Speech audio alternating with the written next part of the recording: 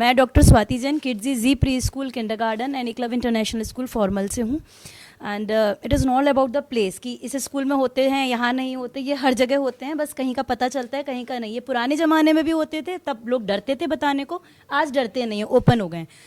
Parenting tips पे ma'am बात करना चाहूँगी कि सबसे पहले हमें पेरेंट्स को काउंसल करना चाहिए बच्चों से ज़्यादा, क्योंकि बिल्कुल सही पॉइंट आपने कहा, प्ले नर्सरी के बच्चे को जब आप समझाते हो तो वो उसको अटेंशन सीख करने के लिए भी यूज़ करने लगते हैं, और फिर पेरेंट हम टीचरों पे भी बॉदर होने लगते हैं। लाइक कोई कीड़ा भी अगर उन्हें जांग में भी मर के चला गया और वो एक लाल निशान बन गया तो हमको फोकस करने लगते हैं।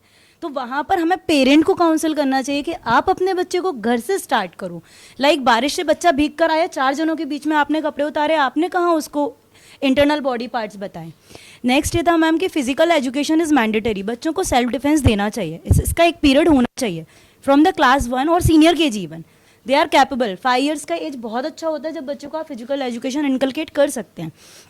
नॉलेज अबाउट बॉडी पार्ट्स सब जानते हैं कि देना चाहिए, हम देते भी हैं, बट खुलकर पेरेंट बात नहीं करता। हम तो फिजिकल इंटरनल सब बता रहे हैं, बट पेरेंट खुलकर बात करना ही नहीं चाह रहा। भले कितना ही एजुकेटेड है, आज वो जैगवार में घूम रहे हैं, सब कर रहे हैं, बट वो बच्चे को चेस्ट बोलने से भी डरेगा, एब्डोमेन को एब्डोमेन बोलने से भी डरेगा। वो डरता है, नहीं बताना चाहता, वो कहता है ज़्यादा एक्सपोजर हो रहा है आज भी, राइट। आप बच्चे को डिसिप्लिन मेंटेन की बात होती है मैम। एक हमारे ज़माने में ऐसा होता था कि हम अगर घर से स्कूल से पिट कर आए ना, तो जैसे मेरे संग होता था, मेरी माँ मुझे पहले मार दी थी कि तेरी गलती होगी, टीचर कभी गलत नहीं हो सकता। आज सारे स्कूल ये चैलेंज जरूर फेस कर रहे हैं कि हम लोग बच्चे को डांट नहीं पा रहे हैं, हम आंखें नहीं दिखा पा रहे, हम गलत को गलत, सही को सही नहीं बोल पा रहे। पेरेंट हम पर चढ़ रहा है आज। हम बच्चे को ये नहीं कह पा रहे कि इसका रिकॉग्नाइजेशन ठीक नहीं, आप क्या कर रहे हो, हम पैसा दे रहे हैं आपको। तो ये जो सोशल मीडिया पे ऐड चल रहे हैं वो स्कूल के अगेंस्ट चल रहे हैं।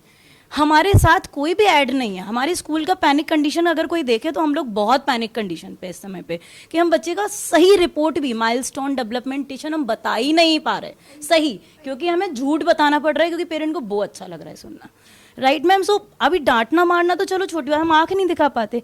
सही बोला सर ने, हम आशीर्वाद देने के लिए बच्चियों को हाथ नहीं रख पाते, पता नहीं कौन क्या बोल दे भाई, किसने मुझे गलत तरीके से टच किया। सो आजकल पेरेंट बच्चों को गलत तरीके से काउंसिल कर रहे हैं। So this is very important कि हम पीओपीज या आई केयर या वी केयर जो करते हैं वो हमें पेरेंट के साथ ही कंडक्ट करना चाहिए। नेक्स्ट मैम, न्यूक्लियर फैमिलीज, आपने बोला ना ये क्यों हो रहा है। मैं कहती हूँ मैम, आज न्यूक्लियर फैमिली हैं, उनको अपने दादा दादी के संग नहीं रखना बच्चे को, लेकिन पड़ोस के और भाइयों के हवाले छोड़ जाएंगे, ये कर सकते हैं। पर न्यूक्लियर फैमिली सिनेरियो इतना बढ़ गया, ठीक है आज मजबूरी है कुछ, बट मैम मेरे पास डे केयर भी है। मेरे डे केयर में 15 बच्चे ऐसे रहते हैं जिनके मम्मी पापा घर पे रहते हैं, बट दे वांट टाइम।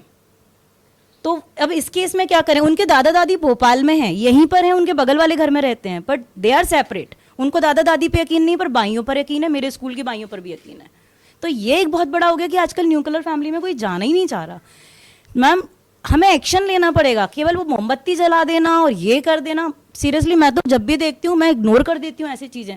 सामने वाले के संग हो गया, वो मर गया, उसके संग फिजिकल प्रॉब्लम आ गए, वो मेडिकल कंडीशन से बॉदर हो रहे हैं, फैमिली इश्यूज इतने सारे आ गए, पर हम क्या कर रहे हैं, केवल एक मोमबत्ती जला रहे हैं, क्योंकि हम उसके अलावा कुछ कर ही नहीं सकते। और इंडिया का लॉ है, हम कर ही नहीं सकते एक्चुअली कुछ, क्योंकि इंडिया का लॉ ये यकीन करता है कि चेंज होता है। अगर किसी को पनिशमेंट दिया तो मे बी वो चेंज हो जाए, तो हम वो टिट फॉर एंड पे नहीं जा पाते। नागालैंड में मेरी बड़ी सिस्टर रहती है मैम, वहाँ पर सिर्फ एक रेप केस हुआ था 93 में, और उसको चौराहे पे उल्टा लटका दिया गया था। 3 दिन तक वो शर्म के मारे, और लोगों ने चलते फिरते जूते मारे थे, वो वहीं मर गया था। और उस दिन के बाद से टिल नाउ नागालैंड एक ऐसी स्टेट है जहाँ पर कभी भी एक भी रेप केस नहीं हुआ है, 93 से आज तक नहीं हुआ है। पर चूंकि इंडिया बिलीव करता है कि हम चेंज कर सकते हैं, तो अब ठीक है, हमें अपने लॉ पर भी यकीन है, हमें अपनी इंडिया पे भी यकीन है कि यस किसी को जब पनिशमेंट मिलता है तो वो चेंज होता है, पर हम एक्शन नहीं ले रहे हैं ना। मोबाइल इतना ज़्यादा दे रखा है बच्चों को, नॉट ओनली गर्ल्स मैम, आज की डेट में बॉयज़ बहुत इनसिक्योर। मैं आपको बता रही हूँ कि बॉयज़ के संग ज़्यादा केस हो रहे हैं, बहुत ज़्यादा केसेस हो रहे हैं। बच्चे डर रहे हैं अपनी चीज़ें बताने से, पेरेंट के पास टाइम नहीं है, वो सुनना नहीं चाह रहे लड़कों को। मैं भी अपने बेटे को, मैम मेरा बेटा 13 ईयर का है, टीनेज में हो गया, 8th+ में, संस्कार वैली जाता है, पर मैं उससे जब पूछती हूँ बेटा स्कूल में क्या चल रहा है, वो कुछ नहीं बताता। और हमारे ज़माने में हम सब चीज़ें बताते थे अपने पेरेंट को, हमारे फ्रेंड्स होते थे, हमारी गैदरिंग्स होते थे, कुछ नहीं बताते। क्यों? क्योंकि दे आर ब्लैंक। पढ़ाई से रिलेटेड पूछ लो, उनको सोशल कॉज है ही नहीं। तो क्या ही कर रहे हैं हम लोग एक्चुअली, हम बच्चों की अपब्रिंगिंग पे ध्यान नहीं दे रहे हैं एज अ पेरेंट और एज अ टीचर। हम काम कर रहे हैं बट अपब्रिंगिंग पर नहीं। Thank you. न फेक न लेट, देखते रहिए पीपल्स अपडेट।